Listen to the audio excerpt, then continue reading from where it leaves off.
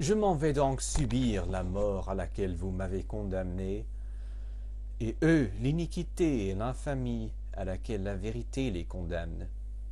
Pour moi, je m'en tiens à ma peine, et eux à la leur. En effet, peut-être est-ce ainsi que les choses devaient se passer, et selon moi, tout est pour le mieux.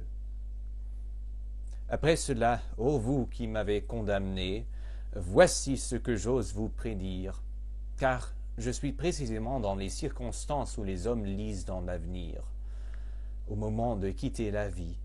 Je vous dis donc que si vous me faites périr, vous en serez puni aussitôt après ma mort par une peine bien plus cruelle que celle à laquelle vous me condamnez. En effet, vous ne me faites mourir que pour vous délivrer de l'importun fardeau de rendre compte de votre vie. Mais il vous arrivera tout le contraire, je vous le prédis.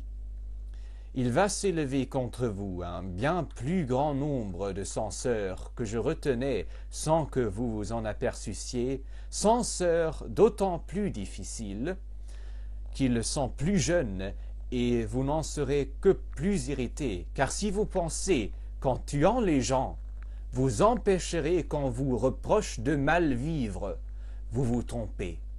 Cette manière de se délivrer de ces censeurs n'est ni honnête ni possible. Celle qui est en même temps et la plus honnête et la plus facile, c'est, au lieu de fermer la bouche aux autres, de se rendre meilleur soi-même. Voilà ce que j'avais à prédire à ceux qui m'ont condamné. Il ne me reste qu'à prendre congé d'eux. Mais pour vous qui m'avez absous par vos suffrages, Athéniens, je m'entretiendrai volontiers avec vous sur ce qui vient de se passer, pendant que les magistrats sont occupés et qu'on ne me mène pas encore où je dois mourir. Arrêtez-vous donc quelques instants et employons à converser ensemble le temps qu'on me laisse. Je veux vous raconter, comme à mes amis, une chose qui m'est arrivée aujourd'hui, et vous apprendre ce qu'elle signifie. Ô oui, juge, et en vous appelant ainsi, je vous donne le nom que vous méritez. Il m'est arrivé aujourd'hui quelque chose d'extraordinaire. Cette inspiration prophétique qui n'a cessé de se faire entendre à moi dans tout le cours de ma vie, qui dans les moindres occasions n'a jamais manqué de me détourner de tout ce que j'allais faire de mal.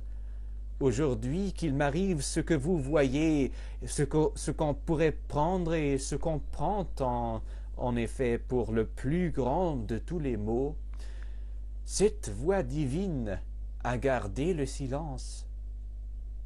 Elle ne m'a arrêté ni ce matin quand je suis sorti de ma maison, ni quand je suis venu devant ce tribunal, ni tandis que je parlais, quand j'allais dire quelque chose. Cependant, dans beaucoup d'autres circonstances, elle vint m'interrompre au milieu de mon discours. Mais aujourd'hui, elle ne s'est opposée à aucune de mes actions, à aucune de mes paroles. Quelle en peut être la cause? Je vais vous le dire. C'est que ce qui m'arrive est, selon toute vraisemblance, un bien. Et nous nous trompons sans aucun doute si nous pensons que la mort soit un mal.